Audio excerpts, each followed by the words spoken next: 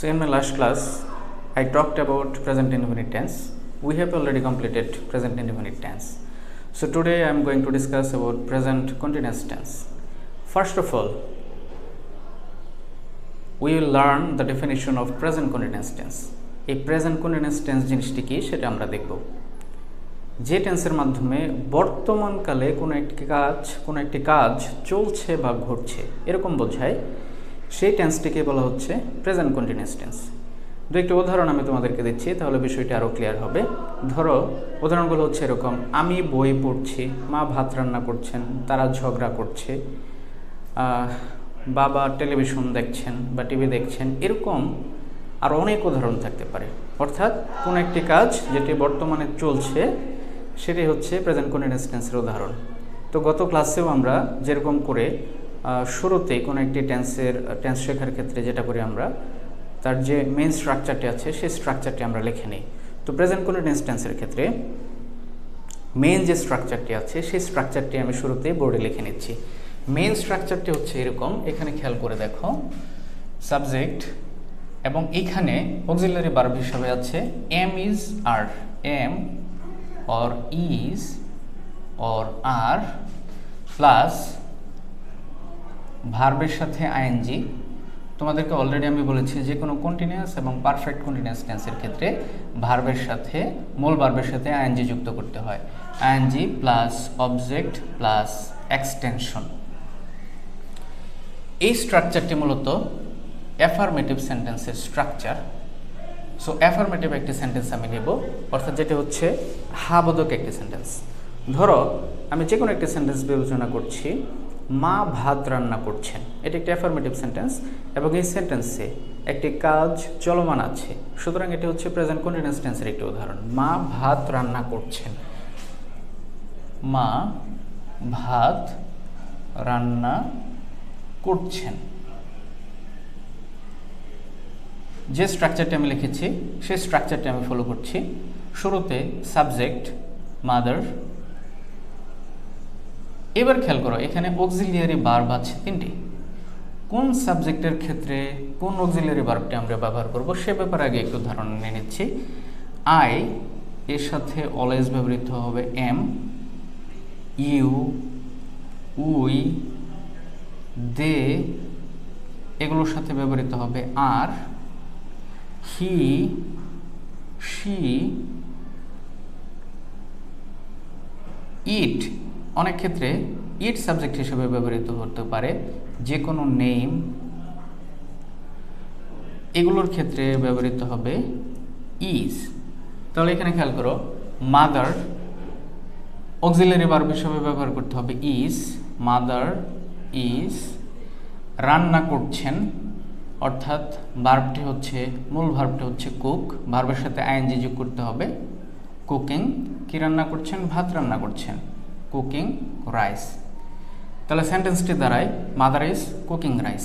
এবার খেয়াল করো, তারা মাঠে খেলা করছে, দে এর সাথে অক্সিলারি ভার্ব ব্যবহৃত হচ্ছে আর, ভার্বের সাথে আইএনজি, দে আর প্লে, মূল ভার্ব আইএনজি যোগ করছি প্লেইং। ইন দ্য ফিল্ড তারা মাঠে খেলা করছে। এরকম আরও অনেক সেন্টেন্স আছে। এরকম সেন্টেন্সগুলো তোমরা নিজেরাই মেক করতে পারবে, যেহেতু তোমাদের এই স্ট্রাকচারটি জানা হয়ে গেছে। আমরা নেগেটিভ সেন্টেন্সের স্ট্রাকচারে চলে যাচ্ছি। আমি সিম্পলি তোমাদেরকে এখানে দুটি সেন্টেন্স দেখিয়েছি। তোমরা বাসায় আর অনেক বেশি প্র্যাকটিস করতে পারো, অনেকগুলো সেন্টেন্স তোমরা লিখতে পারো এই স্ট্রাকচারটি ফলো করে। এই সেন্টেন্সের জন্য, এই সেন্টেন্সটিকে যদি আমরা নেগেটিভ করতে চাই তাহলে খেয়াল করে দেখো, স্ট্রাকচার আমি যেটা লিখেছি সেটার সাথে সিম্পলি আমি নট যুক্ত করব। That is subject plus am is are plus not, শুধুমাত্র চেঞ্জ হচ্ছে আমি নট যুক্ত করছি, আর স্ট্রাকচারের বাকি অংশটুকু সেম, প্লাস ভার্বের সাথে ING, verb plus ING plus object plus extension. In that case এই সেন্টেন্সটি চেঞ্জ হয়ে যাবে। সেটাকে যদি আমরা নেগেটিভ করতে চাই তাহলে mother is not cooking rice, মা ভাত রান্না করছেন না। যদি ইন্টারোগেটিভ সেন্টেন্সের স্ট্রাকচার আমরা লিখি, ইতিমধ্যে আমরা জেনেছি ইন্টারোগেটিভ এবং ইন্টারোগেটিভ নেগেটিভ সেন্টেন্সের ক্ষেত্রে অক্সিলিয়ারি ভার্বগুলোকে শুরুতে লিখতে হয়। That is am is are, শুরুতে আমি লিখে ফেললাম, প্লাস সাবজেক্ট প্লাস ভার্বের সাথে ING plus object plus extension. এই সেন্টেন্সটিকে এখন আমরা লিখতে পারবো ইজ মাদার কুকিং রাইস। মা কি ভাত রান্না করছেন? প্রশ্ন করছি। নেগেটিভ ইন্টারোগেটিভের ক্ষেত্রে জাস্ট এখানে খেয়াল করো, স্ট্রাকচারে শুধুমাত্র আমি নট যুক্ত করব, সেক্ষেত্রে স্ট্রাকচারটি দাঁড়াবে am is are plus not plus subject. গত ক্লাসে যেরকমটি বলেছিলাম, এই নট তুমি সাবজেক্টের আগে অথবা পরে ব্যবহার করতে পারো, দুটো জায়গাতে এটা ব্যবহার করা যায়। নট প্লাস সাবজেক্ট প্লাস ভার্বের সাথে ING plus object plus extension. So if we follow this structure, then we can write here is not subject mother, ভার্বের সাথে আইএনজি, কুকিং রাইস, মা কি ভাত রান্না করছেন না। এখানে খেয়াল করে দেখো, আমি সিম্পলি তোমাদেরকে স্ট্রাকচারগুলো দেখিয়েছি, এবং এই স্ট্রাকচারগুলো তোমার যদি জানা থাকে তাহলে এই স্ট্রাকচারগুলো ফলো করে তুমি শত শত হাজার হাজার সেন্টেন্স কিন্তু মেক করতে পারবে। এখন তুমি সিম্পলি যেটা করতে পারো, I can tell you one thing, that you just make a list of ordinary verbs, then from each verb you will be able to write 4 sentences.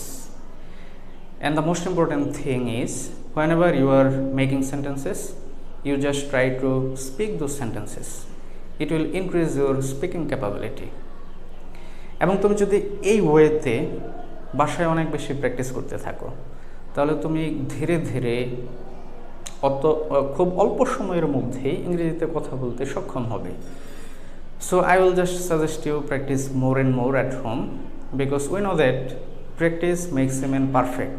আমি এখানে শুধুমাত্র তোমাদেরকে গাইডলাইন দিয়ে দিচ্ছি, তুমি কোন ওয়েতে প্র্যাকটিস করবে সেই বিষয়টি শুধু ধরিয়ে দিচ্ছি, কিন্তু প্র্যাকটিস কিন্তু তোমাকে নিজেরই করতে হবে। So practice more and more, and তুমি যদি খুব ভালোভাবে প্র্যাকটিস করতে পারো, then I am sure within 2 months you will be able to speak in English.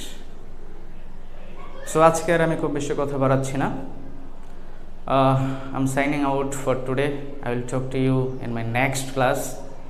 Till then, stay home, stay safe. Allah Hafiz.